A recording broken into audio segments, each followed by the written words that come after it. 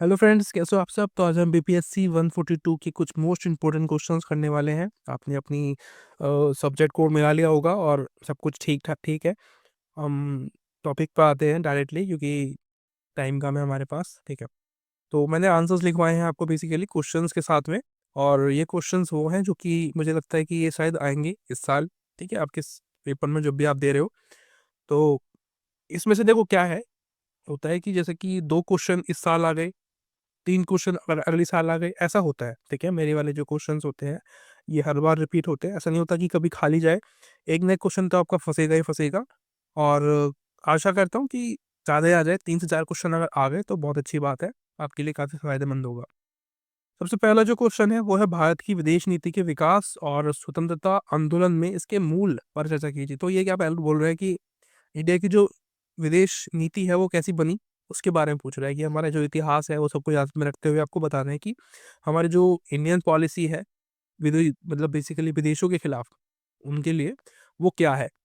तो मैंने क्या लिखा है कि जो इंडिया की जो पॉलिसीज हम बनाते हैं बेसिकली विदेशों के लिए, यानी कि अमेरिका, यूएस, ठीक है, और यूरोप के लिए, रशिया के लिए, चाइना के लिए, पाकिस्तान के लिए कैसे बनाते हैं, क्या हमें हमारे दिमाग में क्या चीज़ें रहती हैं। तो इसकी जो जड़ें हैं वो बहुत पुरानी हैं, आपको पता है। शीत युद्ध के समय से, जब हम आज़ाद हुए थे तो उस समय शीत युद्ध चल रहा था। तो हमारी जो सबसे पहली नीति थी उस समय वो थी गुटनिरपेक्षता की नीति। ठीक है, और हमारे साथ हमेशा से ये तो रहा ही है। वही हमें इंडिपेंडेंस चाहिए थी, और हमारा लोकतांत्रिक हमारा नज़रिया था कि हम चाहते थे कि सब कुछ लोकतांत्रिक तरीके से हो, क्योंकि उस समय एक व्यवस्था और थी, आपको पता है, साम्यवाद, जिसमें कि सभी जो काम है वो गवर्नमेंट करती है और सब कुछ गवर्नमेंट के हाथों में होता है। लेकिन हम क्या चाहते थे कि डेमोक्रेसी हो, और लोग वोट दे नेताओं को, बेसिकली जिताए अपने प्रतिनिधियों को कि हमें ये चुनना है। ठीक है, उनके पास ऑप्शंस हो। तो हमने इसको फॉलो किया, क्योंकि हमने देखा कि भाई अंग्रेज हम पे राज करके गए हैं। तो लोगों का शासन होना चाहिए, बेसिकली इस पे हमारा पूरा जो विदेश नीति है, या जो कहे कि विकास की नीति है, वो डिपेंड करती है। ठीक है, तो ये शुरुआत हुई इंट्रोडक्शन से। उसके बाद मैंने आगे बताया कि हमारा जो सिद्धांत है विदेश नीति की है वो क्या है। पहला है पंचशील का सिद्धांत। ठीक है, उसके बाद दूसरा है गुटनिरपेक्षता का सिद्धांत। तीसरा है उपनिवेशवाद का सिद्धांत, या फिर विरोध हमने जो किया है, यानी कि जो उपनिवेशवाद क्या है, मतलब हमें जो हम पे जो शासन किया उसको हम कहते हैं उपनिवेशवाद। ठीक है, और नक्सलवाद विरोध, यानी कि जो भी नक्सल होते हैं बेसिकली, जैसे कि हमारी बॉडी का कलर अलग होता है ना। हर कलर के लोग होते हैं, और उनकी कदकाठी, उनकी बॉडी अलग अलग होती है सबसे। तो उसके खिलाफ, उसके वजह से किसी को शेम ना हो, इसमें हमारा जो सिद्धांत था, जो पॉलिसीज थी वो हमने बनाई, उसको ध्यान में रखते हुए। और साम्राज्यवाद का विरोध करते थे हम लोग, क्योंकि भाई अ, साम्राज्यवाद का मतलब क्या होता है, पहले ये समझ लो। साम्राज्यवाद का मतलब होता है कि मैंने जैसे कि पहले राजा महाराजा हुआ करते थे, वो क्या करते थे, किसी राज्य को जीत के अपने में मिला लिया, इसी को बोलते हैं साम्राज्य, यानी कि उसका साम्राज्य विस्तार होता चला जाएगा अगर वो जीतते चला जाएगा तो इसी को बोलते हैं। और हमने इसका क्या किया, विरोध किया। ठीक है, हम नहीं चाहते थे कि भाई कोई ऐसा हो। हम चाहते थे कि सब अपने अपने रहो, और जितना आपके पास एरिया है उसी में खुश रहो और व्यापार करो। ठीक है, इस सब में क्या रखा है लड़ाई झगड़े में। तो हमारी नीति कुछ इस प्रकार की थी। ठीक है, इनको आपको क्या करना है, एक्सप्लेन करना है एग्जाम में। 4 से 5 पेज आपको एक क्वेश्चन के लिखने पड़ेंगे, तो आपको इनको बारी बारी से एक्सप्लेन करना पड़ेगा। इतने में आपका काम हो जाएगा। और हमारी भारत की नीति का जो उद्देश्य था वो क्या था, कि भाई राष्ट्रीय हित का संरक्षण करना, है ना। राष्ट्रीय हित मतलब जो हमारे फायदे की बात है उसको हमें आगे बढ़ाना है। ठीक है, जिससे हमारा फायदा हो। और विश्व की शांति जो है वो बनाए रखना। और जो हथियार है उसको कहना कि ये नहीं चाहिए हमें हथियार, बेसिकली और कंट्री को भी बोले जाए कि हथियार ना बनाए, है ना। ये था हमारा। और जो एशियाई और जो अफ्रीकन देश थे उनको आज़ाद कराना। ठीक है, वो बेसिकली हमारे बाद भी वो उपनिषद रहे अंग्रेजों के। तो हम चाहते थे कि वो भी आज़ाद हो जाए, तो हमने उसके लिए भी जो लड़ाइयाँ लड़ी उनके लिए भी। ठीक है, तो ये है आपको जो आंसर में लिखना है, इनको आपको एक्सप्लेन करना पड़ेगा एग्जाम में। ठीक है, सब कुछ एक्सप्लेन नहीं कर रहा हूँ मैं, क्योंकि बहुत टाइम कम है हमारे पास। अगर मैं सब कुछ एक्सप्लेन करूँगा तो बहुत ज़्यादा वीडियो बड़ी हो जाएगी और आप लोग देखते नहीं हो, तो मुझे प्रॉब्लम होती है उससे। सेकंड क्वेश्चन है कि भारत की विदेश नीति के निर्धारकों की व्याख्या कीजिए। तो क्या पूछ रहा है कि भाई क्या क्या रीजंस होते हैं कि हम अपनी विदेश नीति को बनाते हैं, किस किस चीज़ों में, मतलब हमें क्या क्या चीज़ें याद रखनी होती है। ठीक है, क्या क्या प्रभाव पड़ते हैं कि हम अपनी विदेश नीति को क्रिएट करते हैं, किस किस तरीके से। तो सबसे पहला जो है वो है हमारा भूगोल। ठीक है, कि भाई हम कहाँ पे स्थान है हमारा इंडिया का। तो हमारे चारों तरफ आप देखो, पाकिस्तान है, चाइना है, बांग्लादेश है, श्रीलंका है, हम घिरे हुए हैं चारों तरफ से। तो उन्हीं को याद में रखते हुए हमें अपना जो है विदेश नीति को बनाना पड़ता है। ठीक है। और दूसरी चीज़, हमारा जो इतिहास है उसकी वजह से हमें काफ़ी चीज़ों को ध्यान में रखना पड़ता है। ठीक है, जैसे कि हम उपनिषद रहे देशों के, ब्रिटिशर्स के, तो हमें वो भी याद रखना पड़ता है। इनको याद रखते हुए हम अपनी विदेश नीति को बनाते हैं। उसके बाद आर्थिक विकास। अब भारत जो है 5 ट्रिलियन की इकोनॉमी बन गया है, तो इसका भी इम्पैक्ट पड़ता है हमारे ऊपर अगर हम विकास करते हैं तो। और जो आसपास की जो देश है ना, हमसे डरते हैं। ठीक है, मतलब भय खाते हैं कि यार ये तरक्की पे है और अगर हम इसे छेड़ेंगे तो ये हमें भी नुकसान पहुंचा सकते हैं। तो ये भी एक प्रॉब्लम वाली बात हो जाती है और कंट्रियों के लिए। ठीक है, और हमारे लिए फायदे वाली बात हो जाती है। सांस्कृतिक जो है, यानी कि हमारी जो धर्म भाषा है, इसके आधार पे भी हमारी जो इंडियन की जो पॉलिटी है, बेसिकली जो नीतियां हैं, वो बनाई जाती है। इनको याद में रखते हुए उसके अलावा दो चीज़ और हैं, जैसे कि अंतर्राष्ट्रीय संबंध हम बनाते हैं तो ये भी हमारे लिए फायदेमंद होता है। क्यों? क्योंकि भाई हमारे आसपास देखो, चाइना है, ठीक है, पाकिस्तान है, ये नंबर वन की टेररिस्ट टाइप की कंट्री है। तो इनसे हमें जो है बचे रहने के लिए, इनको मतलब डराने के लिए हमें यूएस से, और जो अमेरिका है, यूएस और जो रशिया है, सॉरी, इनसे हमें दोस्ती करनी पड़ती है। ठीक है, और ज़रूरी भी है, वो महाशक्तियाँ हैं तो उनसे हम बना के रखेंगे तो हमारे लिए फ़ायदा है ना? ऐसा भी ना हो कि बहुत ज़्यादा हम उसके करीब हैं, पर एक दूर से, जैसे कि बोलते हैं ना, हाँ, हेलो हाय रखो, तो वो वाली बात है। बिजनेस भी करते हैं और नॉर्मल बात भी रखते हैं। ठीक है, ताकि हमारा ज़रूरत पड़ने पर वो हमारी हेल्प भी कर दे। ठीक है, जैसे कि रशिया तो हम हमेशा से हमारी मदद करते हुए आया ही है, तो वो हमारा एक अच्छा दोस्त है। राजनीतिक व्यवस्था जो है वो भी है, जैसे कि हमारे इंडिया में आपको पता है 3 स्तर की व्यवस्था होती है। सबसे पहले सेंट्रल गवर्नमेंट होती है, उसके बाद स्टेट गवर्नमेंट होती है, उसके बाद पंचायत जो है वो होती है। ठीक है, तो आपको याद रखना है। ये सबको याद रखते हुए हमारी जो विदेश नीति है वो बनाई जाती है। ठीक है, उसके बाद आते हैं सेकंड क्वेश्चन पे, जो कि है भारत और अमेरिका द्विपक्षीय संबंधों की उभरती प्रकृति पर चर्चा कीजिए। तो इंडिया और जो यूएसए है उनके बीच में जो संबंध है वो अच्छे हैं बुरे हैं, वो बताने की बात कर रहा है।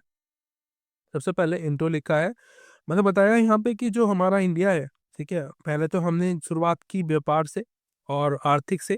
ठीक है, मतलब बिजनेस वगैरह किया हमने उसके साथ। अब लेकिन हम बाद में जो है धीरे धीरे करके हमने उससे जो दोस्ती है बढ़ाई है, और रक्षा में हमने उसकी हेल्प करी है और हमने ली भी है।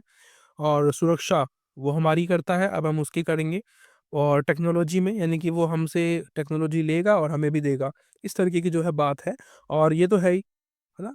ये कैसे है? क्योंकि भाई हमारे इंडिया के जो कुछ लोग हैं वो बाहर जाके रहते हैं, जैसे कि अमेरिका में जाके रहते हैं, तो हमारी जो उनसे सांस्कृतिक आदान-प्रदान है वो बहुत ज़्यादा है। ठीक है? हम अपनी मतलब इंडिया में रहते हुए भी उनकी चीज़ों को फ़ॉलो करते हैं, उनकी फ़िल्में देखते हैं, है ना? तो ये सब जो है सांस्कृतिक आदान-प्रदान के अंदर आता है। इसमें क्या है, और भी चीज़ें हैं, जैसे कि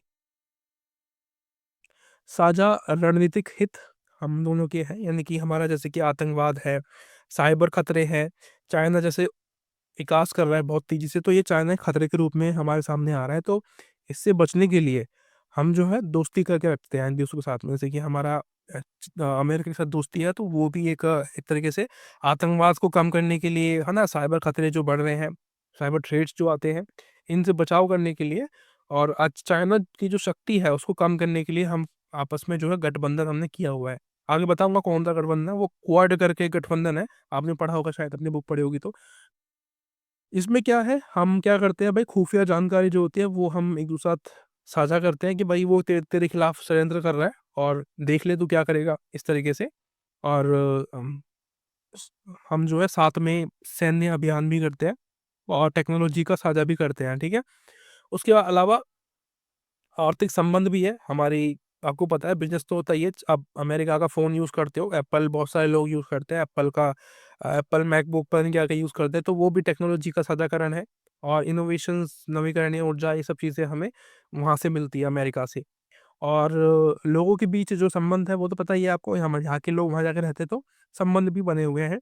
और चतुर्थ सुरक्षा वार्ता, इसको हम बोलते हैं क्वाड।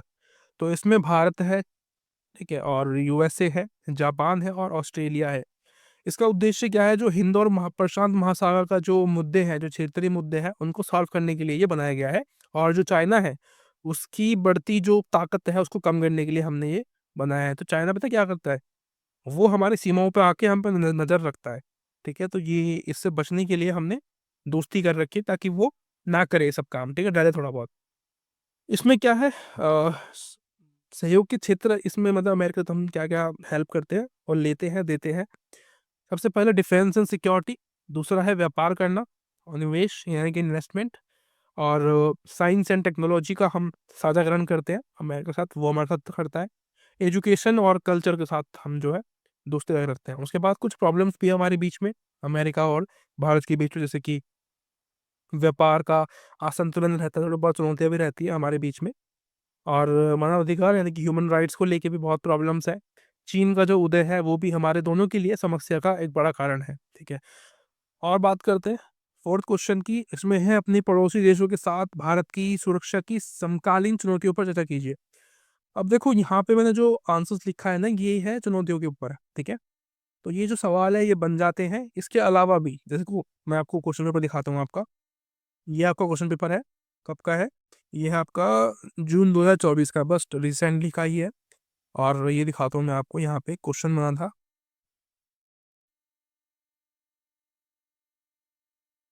जैसे देखो भारत और चीन के संबंध, ठीक है, और भारत और पाकिस्तान का युद्ध, ये सब जो पूछा है ना, इसी को याद में रखते हुए मैंने इस क्वेश्चन का आंसर लिखा है, ठीक है, ताकि आप अगर दोबारा सवाल आ जाए ना एग्जाम में, तीन चार मतलब एक साथ में दो क्वेश्चन भी पूछ लेता है एक जैसे ही, तो आपको लिख देना है। यानी कि मैंने यहाँ पे पाकिस्तान का भी लिखा है, चाइना का भी लिखा है, और श्रीलंका, नेपाल, बांग्लादेश का सबका लिखा है, जो भी हमारे पड़ोसी देश है उनके साथ जो भी हमारे मुद्दे हैं ना, उन सभी को मैंने लिख दिया है यहाँ पे। बस आपको पढ़ना है, एक बार वीडियो को पूरा देखना है, बस काम हो जाएगा आपका। एक बार में समझ ना आए तो एक बार और देख लेना, ठीक है। तो क्या है कि भाई अपने पड़ोसी देशों के साथ भारत की सुरक्षा की समकालीन चुनौती यानी कि प्रॉब्लम्स जो है वो पूछ रहा है, मैंने आपको बता दिया था। पहला है पाकिस्तान, तो सबसे बड़ा हमारा जो विरोधी है वो तो यही है कि भाई क्षेत्रीय विवाद तो रहता ही है, कश्मीर वाला जो मुद्दा है हमारा उसके साथ में। और सीमा पार जो आतंकवाद है वो हमारे देश में ना आतंकवादियों को भेजता है, सप्लाई करता है, और यहाँ पे आतंकवादी हमले करवाता है। परमाणु प्रसार यानी कि अमेरिका जो है जो पाकिस्तान है ये परमाणु हथियार बना रहा है, इसके पास खाने के लिए खाना नहीं है, लेकिन ये लोग क्या करते हैं, ये सब काम में लगा हुआ है ये, ठीक है, फालतू कामों में, हथियार बनाना, ये काम करना, वो काम करना, पता नहीं क्या कैसे कैसे लोग हैं। दूसरी चीज चाइना, अब ये क्या है, ये सीमा गतिरोध के साथ भी है हमारे साथ, हमारा है ना, जैसे कि हिमालय क्षेत्र जो है हमारा, बेसिकली जो है जो लद्दाख वाला एरिया है उसमें। और आर्थिक और सैन्य प्रतिस्पर्धा, इसका जो चाइना है इसके पास तो बहुत पैसा है, और ये बढ़ाता रहता है अपनी आर्थिक शक्तियों को। और जो सैन्य शक्तियां हैं वो भी बहुत ज़्यादा है, इसके पास सब तरीके के उपकरण है, हथियार है। तो थोड़ा सा जो है इससे हमें सचेत रहने की जरूरत भी है। उसके अलावा इसकी जो बुनियादी ढांचा है, जैसे कि सड़क निर्माण, ये सब ये करता रहता है, ठीक है। One belt belt and road करके एक इसकी पहल है, उसके उससे क्या करता है कि पूरी मतलब सभी कंट्रियों को जोड़ रहा है। एक रोड बना रहा है बहुत बड़ी, उसमें चाइना को अमेरिका से, सॉरी चाइना को उससे पाकिस्तान से जोड़ रहा है, ताकि आराम से इसका सामान जो है वहाँ पे सेल हो सके। हमारे लिए खतरा का काम है। और की बात करें तो श्रीलंका है, इसमें आतंकवादी संघर्ष बढ़ रहे हैं और राजनीतिक अस्थिरता रहती है श्रीलंका में, तो ये इंडिया के लिए भी खतरनाक है। नेपाल की बात करें तो चीनी प्रभाव यहाँ पे बहुत ज़्यादा है, सीमा पार अपराध यहाँ पे होते रहते हैं, और आतंकवाद यहाँ पे बहुत ज़्यादा है। नेपाल से इंडिया में लोग भाग के आ जाते हैं, ये भी है। और बांग्लादेश की बात करें तो ये बहुत ज़्यादा हमारे लिए एक मतलब खतरनाक देश बन चुका है, कि यहाँ पे लोग जो है आतंकवादी भी बढ़ रहे हैं, और सीमा पार जो गतिविधियां हैं वो बढ़ जा रही है। यहाँ के जो लोग हैं भाग के इंडिया में आ जा रहे हैं, ठीक है, जनसंख्या बढ़ा रहे हैं हमारे देश की, और हमारे देश की यहाँ की जो लड़कियां हैं उनसे शादी कर लेते हैं, ठीक है, लड़कियां लड़कों से कर लेते हैं, और लड़के लड़कियों से कर लेते हैं, मतलब ये सब का चल रहा है। इसका समाधान क्या हो सकता है, क्या सोल्यूशन कर सकते हैं हम इसके लिए? तो भाई कुछ कूटनीतियाँ बनाई जाए, संवाद किया जाए उन कंट्रियों के साथ में जो कि हमारे पड़ोसी है, कि भाई समझ जाओ, ठीक है, समझ जाओ, अभी भी टाइम है आपके पास, ठीक है। और दूसरी चीज़, विश्वास हम बढ़ा सकते हैं उनके साथ व्यापार करके। एक यही रीज़न ये भी हम कर सकते हैं कि उनके साथ थोड़ा बहुत जो है दोस्ती हम कर ले, हमारे लिए भी फ़ायदा है ना, दुश्मनी से कोई फ़ायदा नहीं है। उसके अलावा क्षेत्रीय सहयोग हम बढ़ा सकते हैं, यानी कि आतंकवाद को हम खत्म करने के लिए उनके साथ मिलकर काम कर सकते हैं, व्यापार बढ़ा सकते हैं, और जो ढांचा है जैसे कि सड़क वगैरह बनाना ताकि व्यापार आराम से हो सके, अब वो हम कर सकते हैं। उसके अलावा जो हमारी सेना है उसको हम मजबूत कर सकते हैं, है ना? क्योंकि अपने आप को बचाना भी है हमें, तो वो हम कर सकते हैं। उसके अलावा और भी क्वेश्चन है, अभी जाना मत, एक क्वेश्चन और है। सबसे इसमें क्या है कि भारत की एक ईस्ट नीति का पूछ रहा है, ठीक है? ये आपका बेसिकली इसको हम हिंदी में बोलते हैं पूरब की ओर देखो या पूरब की ओर चलो नीति, कुछ इस प्रकार की है, आपने पढ़ा होगा शायद इसके बारे में। अब ये क्या है पूरब, मतलब आपको पता है जैसे कि ये इंडिया है हमारा, ठीक है? ये भारत है, IND लिख देता हूँ। इंडिया है, इंडिया से जो ये वाली जो कंट्री जितनी भी यहाँ पे जो देश है ना, ये इनके साथ हमारा व्यापार होना है। इसी को बोलते हैं लुक ईस्ट नीति, ठीक है? ये ईस्ट कंट्री है, तो भारत चाहता है कि हम इनके साथ व्यापार करें। तो इसका इंपॉर्टेंस क्या होगा हमारे लिए, क्या फ़ायदा होगा अगर हम इनके साथ व्यापार कर ले तो? ये पहले की नीति है, अभी की नहीं है, बहुत पुरानी हो चुकी है। अभी तो हम क्या करते हैं, हम सब जगह देखते हैं जहाँ पे हमारा फ़ायदा होता है, हमें वहाँ व्यापार करना चाहिए, है ना? तो ये समाधान है इसका एकमात्र, कि हमें जो भी सही लगता है, ठीक है? जिससे हमें फ़ायदा हो, हमें उनके साथ बिज़नेस कर लेना चाहिए, ठीक है? अभी फ़ायदे की बात तो ये है, जैसे कि चाइना करता है। महत्व की बात करें तो भाई आर्थिक विकास होगा हमारा, अगर उनके साथ हम व्यापार करते तो हमें पैसे की प्राप्ति होगी बेसिकली, US डॉलर मिलेंगे हमें वहाँ से, और व्यापार और निवेश हम बढ़ा दें वहाँ पे, उत्पाद हमारा बढ़ेगा और जो संस्थागत ढांचा है वो मजबूत होगा। मैंने कि हमारी सड़कें और रेलवे मार्ग, बंदरगाह, वो हम वहाँ पे स्थापित कर सकते हैं। हमारी जो एक तरीके से जो क्षेत्रीय पावर है वो मजबूत हो जाएंगी वहाँ पे भी, ठीक है? और सुरक्षा और बचाव सहायता ये भी हो सकता है। हम एक दूसरे की जो है हेल्प कर सकते हैं प्रॉब्लम्स के अंदर, ठीक है? और उसके अलावा सांस्कृतिक संबंध, अब देखो ये जो जो ईस्ट देश है ना, जो इनके साथ हमारे बहुत ही पुराने संबंध है, आज के नहीं है। गौतम बुद्ध के समय से जो है हमारे इनका संबंध है। जब अशोक जो थे उन्होंने अपने बच्चों को जो है वहाँ भेजा था इन कंट्रियों में, बेसिकली अपने धर्म का प्रचार करने के लिए, बौद्ध धर्म का प्रचार करने के लिए जो है यहाँ पे इनको भेजा गया था। तो हमारे एक सांस्कृतिक जो है बनावट, मतलब जुड़ावट भी है इन लोगों के साथ में, और ये लोग भी हमारे देश में आके पढ़े हुए हैं, ठीक है? जो नालंदा विश्वविद्यालय है वहाँ पे आके ये लोग पढ़े हैं, तो एक ये भी है। उसके अलावा भारत की भारत के उत्तर पूर्वी क्षेत्रों का विकास होगा यहाँ पे, यानी कि जो भारत का कौन सा वाला हिस्सा, ये जो हिस्सा है ना हमारा इंडिया का, ये वाला जो हिस्सा है इसका विकास हो जाएगा, क्योंकि यहाँ से थोड़ा बहुत जो सामान है वो यहाँ जाएगा, तो इस देशों का भी इन जगहों का विकास होगा। तो एक बेसिकली ये बाजार के रूप में उभर के आ जाएंगे, ठीक है? तो इनका विकास हो जाएगा। ये मैप आपको बनाना है एग्जाम में, ठीक है? ये आप याद रखना, आपको बहुत अच्छे नंबर मिलेंगे इससे। 1 नंबर 2 नंबर मिल जाते हैं ऐसे ही, अगर आप मैप बनाते हो ना तो बहुत फ़ायदा होता है। तो एक इस मैप को जो है याद कर लो, ऐसा बना के आ जाना। ऐसा नहीं है कि बिल्कुल एक्यूरेट बनाना चाहिए, बस आपको एक याद रखना है कि भाई हाँ मैप ऐसा बनाते हैं, बस ठीक है, ठीक है? तो आप बना लेना। भारत की वैश्विक भूमिका जो है उसमें प्रभाव पड़ता है हमारा, अगर हमारा व्यापार अच्छा होता है ना देशों के साथ में, तो हमारी मतलब एक तो आर्थिक विकास तो होता ही है, लेकिन साथ साथ में लोग हमारे व्यापार को देख के हमें सम्मान करते हैं, ठीक है? कि भाई 5 ट्रिलियन की इकोनॉमी है और अब ये कह रहे हैं कि हम 3 ट्रिलियन की इकोनॉमी बनेंगे कुछ ही सालों में, तो वो बहुत बड़ी बात हो जाती है ना। पूरे विश्व में आप कितनी बड़ी इकोनॉमी बनना कोई छोटी बात नहीं है। तो ये है, और बस इतना ही है आज के लिए। आशा करता हूँ वीडियो आपको अच्छी लगी होगी, और अगर आपको वीडियो अच्छी लगती है तो आप मुझे ज़रूर यार फॉलो किया करो, और आपकी सब्सक्राइब किया करो, लाइक वगैरह, क्योंकि बहुत मेहनत लगती है इन चीज़ों को करने में, ठीक है? मिलते हैं नेक्स्ट वीडियो में, तब तक के लिए bye bye, thank you so much.